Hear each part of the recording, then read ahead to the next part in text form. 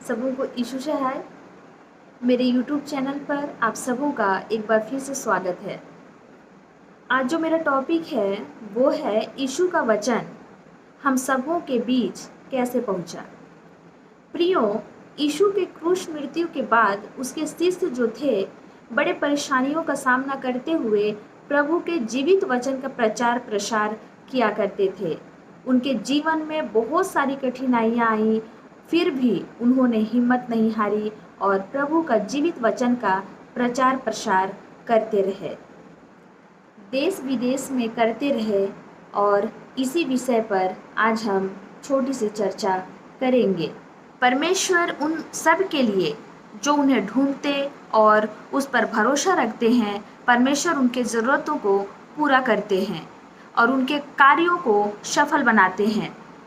दाऊद राजा अपने जीवन में इन बातों को भली भांति जानते थे, इसलिए भजन संहिता 37 उसका 4 और 5 पद में यह लिखा हुआ है, परमेश्वर को अपने सुख का मूल जान और वह आपके मनोरथों को पूरा करेगा।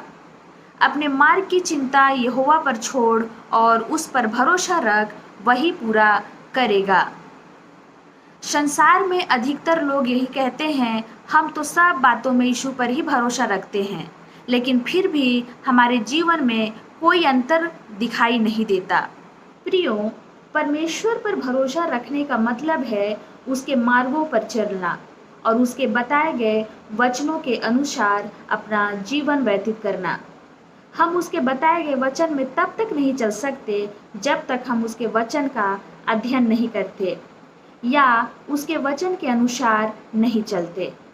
परमेश्वर के वचन का अध्ययन करने के द्वारा हम प्रकट करते हैं कि यीशु पर हम भरोसा रखते हैं और वह हमारे जीवन का मूल है।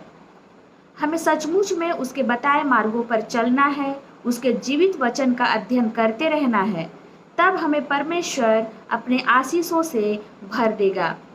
क्योंकि परमेश्वर बाइबल के माध्यम से अपनी बातों को मनुष्यों पर प्रकट करता है। प्रेरितों के काम 19 अध्याय उसका 1 पद से 7 पद का आज हम अध्ययन करेंगे। अध्याय 18 उसका 23 पद से स्पष्ट है कि पौलुस शीघ्र ही तीसरी प्रचार यात्रा पर निकल पड़ा था। इस अध्याय में उसने पहली और दूसरी प्रचार यात्रा के समय स्थापित कलीसियाओं से भेंट करता हुआ इफिसुस में आया। इफिसुस में वह 2 वर्ष तुरनुस के कलीसिया में प्रचार करता रहा। पौलुस के आश्चर्य कर्मों के कारण त्रेनेत्रियुस नामक एक सोनार और उसके कर्मियों ने उसका विरोध किया। उनका विरोध नगर के हाकिम ने यह कहकर दबा दिया कि वो न्यायालय का शरण ले, न कि हिंसा अपनाए। आइए हम देखेंगे कि इफिसुस में पौलुस की सेवा। प्रेरितों के काम 19 अध्याय उसके 1 और 2 पद में लिखा है, जब अपुल्लोस कुरिन्थियुस में था तो पौलुस ऊपर के सारे प्रदेश से होकर इफिसुस में आया। वहाँ कुछ चेलों को देखकर उनसे कहा, क्या तुमने विश्वास करते समय पवित्र आत्मा पाया? उन्होंने उससे कहा, हमने तो पवित्र आत्मा की चर्चा भी नहीं सुनी। प्रियो, आपको याद होगा कि पौलुस जब अपने दूसरी यात्रा से लौट रहा था तब वह इफिसुस गया था, परंतु उसे सेवा का मौका नहीं मिला था। उसने उनसे कहा था कि यदि प्रभु ने चाहा तो वह शीघ्र ही उनसे भेंट करेगा। अब वह इफिसुस आया, परंतु उनसे पहले वहाँ महान प्रचारक अपुल्लोस पहुँच चुका था।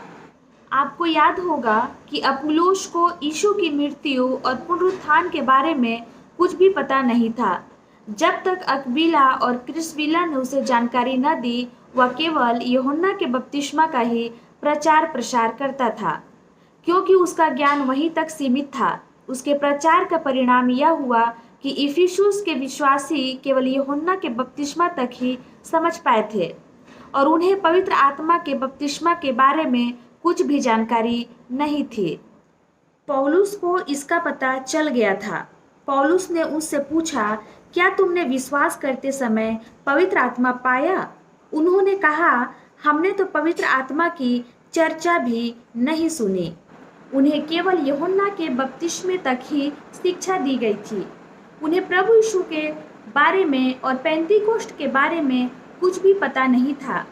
हम प्रेरितों के काम 19 अध्याय उसका 3 पद में पढ़ते हैं, उसने उनसे कहा, तो फिर तुमने किसका बपतिस्मा लिया? उन्होंने कहा, यूहन्ना का बपतिस्मा।